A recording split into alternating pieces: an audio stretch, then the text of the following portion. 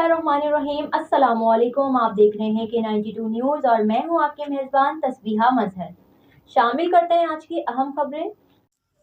कराची से आपको अपडेट करेंगे। सरबराह पाकिस्तान सुन्नी तहरीक मोहम्मद सरबत एजाज कादरी ने कहा कि शदीद गर्मी में 16 घंटे से ज़्यादा लोड शेडिंग अवाम दुश्मनी अमल है।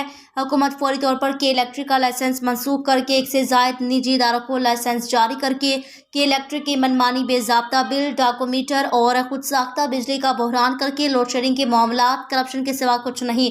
16 घंटे से ज़्यादा लोड शेडिंग के बावजूद बिजली के बिल आसमानों से बातें कर रहे हैं कि इलेक्ट्रिक ने शदीद गर्मियों में आवाम का जीना मुहाल बना दिया। हुकूमत के इलेक्ट्रिक का लाइसेंस कैंसिल करे, ऐसे किसी निजी इदारे को दे जो लोड शेडिंग ना करने का तहरीरी मुआहदा करे कि इलेक्ट्रिक की लोड शेडिंग से मुल्क को मईशी तौर पर शदीद नुकसान पहुंचा है। कराची की आवाम को के इलेक्ट्रिक से निजात दिलाने के लिए हुकूमत को फौरी फैसला करना होगा।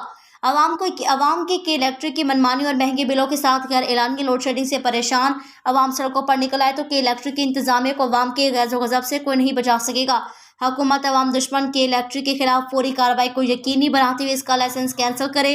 कुरान पाक की बेहरमती के खिलाफ स्वीडिश सफीर को नापसंदीदा शख्सियत करार देकर मुल्क बदर किया जाए।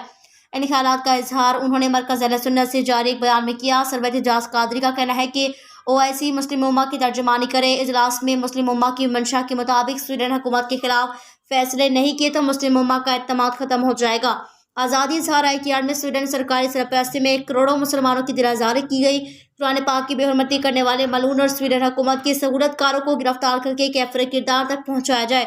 आलमी इदारों से पूछना चाहते हैं, आज़ादी इजहार राय क्या करोड़ों मुसलमानों या दुनिया के करोड़ों अवाम के दिल आज़ारी करने की इजाज़त देती है?